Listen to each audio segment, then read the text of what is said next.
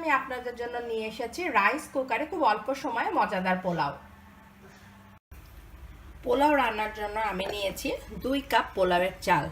আমি এই যে মেজারমেন্ট কাপে ঠিক মেপে মেপে 2 কাপ পোলাওয়ের চাল এখানে নিয়েছি। আর পোলাও রান্নার নিয়ম হলো যতটুকু চাল তার ডাবল পানি দিতে হয়, মানে ডাবল লিকুইড। তো সেজন্য আমি মেপে মেপে 2 কাপ পানি আর 2 কাপ লিকুইড দুধ নিয়েছি, তাহলে আমার 4 কাপ লিকুইড হয়ে গেল। আরও নিয়েছি 2টা তেজপাতা, 2টা দারচিনি, 1 চা চামচ জাফরান রং, 6টা এলাচি থেতে নিয়েছি, 2 চা চামচ লবণ, 1 চা চামচ বাঘা বাড়ির ঘি, 1 চা চামচ রসুন বাটা, 1 চা চামচ আদা বাটা। পোলাওটা রাইস কুকারে বসানোর আগে আপনাদের একটা পদ্ধতি শিখিয়ে দিচ্ছি। এই যে 1 চা চামচ বাঘা বাড়ির ঘি, আদা বাটা, রসুন বাটা, এই সবগুলো আমি একটা বাটিতে নিচ্ছি, ওভেন প্রুফ বাটি। আর এখানে সামান্য একটু দুধ দিয়ে দিচ্ছি, একটুখানি, বেশি না, ব্যাস। এটা খুব ভালোভাবে নেড়ে এই মিশ্রণটা মাইক্রো ওভেনে আপনারা 30 সেকেন্ড দেবেন। ওভেনে প্রায় 30 সেকেন্ডের পর এরকম হচ্ছে। এখন এই সমস্ত উপকরণ শুধু এই জাফরান রংটা বাদ দিয়ে রাইস কুকারে দিয়ে রাইস কুকার অন করে দেব।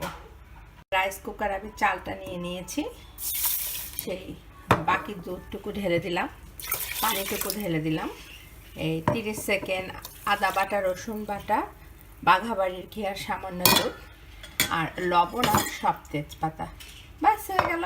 এখন আমি এটা রাইস কুকারে বসিয়ে অন করে দেবো। এখন আমি রাইস কুকারটা অন করে দিলাম। যখন রাইস হয়ে যাবে তখন লাল লাইটটা অফ হয়ে গ্রিন লাইটটা হয়ে যাবে। রাইস কুকার আমি অন করে দিয়েছি। আমি একটু ভালোভাবে এগুলো মিশিয়ে নিচ্ছি। হঠাৎ করে মেহমান আসলে এটা খুবই ঝটপট পোলাও হয়ে যায় এবং খেতে ভীষণ মজা হয়। আর আমি নাড়ব না, একেবারে রাইস কুকার অফ হয়ে আসা পর্যন্ত ওয়েট করব। 15 মিনিটের মাথায় আমার সবুজ লাইটটা অফ হয়ে লাল লাইটটা জ্বলে গেছে, মানে আমার এই পোলাওটা হয়ে গিয়েছে। এখন আমি কিছুই করব না, নাড়বো না, একটু মাঝখানে একটা গর্ত করব, এই যে করে এই জাফরান রংটা পুটাটাকে এর মধ্যে ঢেলে দেব, দিয়ে আবার ঢেকে দেব। আমার পোলাও কিন্তু হয়ে গিয়েছে, এখনই খাওয়া যাবে। একটু ডেকোরেশনের জন্য ফিরে আসছি আরও 5 মিনিট পর। আমার 5 মিনিট হয়ে গিয়েছে।